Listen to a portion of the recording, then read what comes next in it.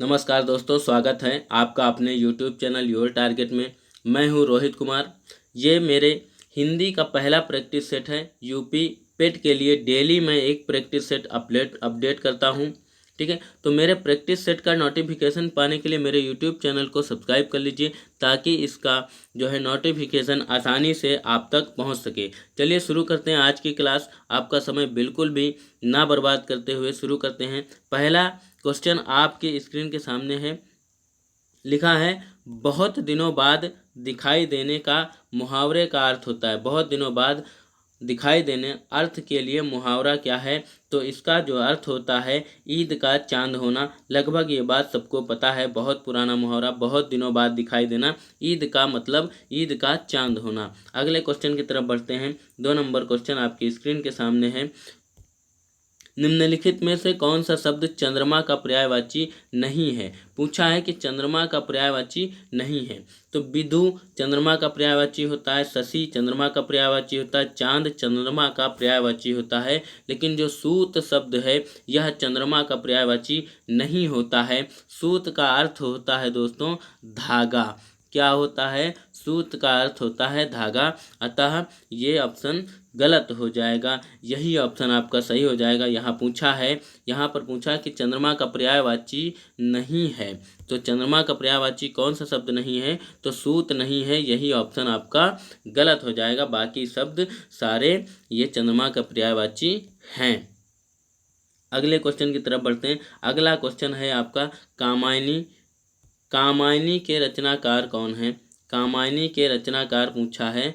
कामायनी के रचनाकार कौन हैं? तो कामायनी के रचनाकार दोस्तों जयशंकर प्रसाद हैं। जयशंकर प्रसाद की कुछ अन्य रचनाएं भी हम देख लेते हैं, जैसे उर्वशी,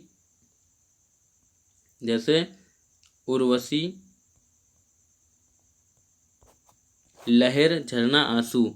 ठीक है, लहर, झरना, ठीक है, झरना और आंसू इनकी जो है प्रमुख रचनाएं आती हैं। आंसू, ठीक है, जहर, लसना, आंसू जयशंकर प्रसाद की प्रमुख रचनाएं हैं। ये भी आप लोग लिख लीजिएगा। अगले क्वेश्चन की तरफ बढ़ते हैं। अगला क्वेश्चन है 4 नंबर क्वेश्चन आपकी स्क्रीन के सामने है। क्या लिखा हुआ है कि गोदान किसकी रचना है? गोदान जो है दोस्त मुंशी प्रेमचंद की रचना है। लगभग ये बात सबको पता होगी। मुंशी प्रेमचंद की रचना कौन सी है? गोदान है। ठीक है, चलिए आगे बढ़ते हैं अगले क्वेश्चन की तरफ।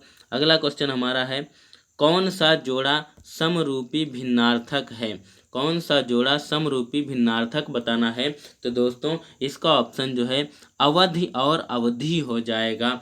यही जो है सही हो जाएगा। यही जोड़ा जो है भिन्नार्थक है। चलिए हम बात कर लेते हैं अवधि की। तो अवधि का जो अर्थ होता है वो होता है आपका, अवधि का जो अर्थ होता है वो होता है समय।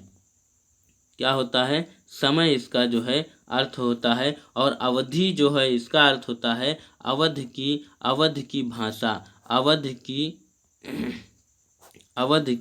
क्या होता है? भाषा। ठीक है, अवध की एक भाषा होती है ये अवधि जो बोली जाती है। ठीक है, चलिए अगले क्वेश्चन की तरफ बढ़ते हैं। अगला क्वेश्चन 6 नंबर क्वेश्चन आपके सामने है। 6 नंबर क्वेश्चन आपका ये कहता है कि दूध का धुला होना मुहावरे का अर्थ है।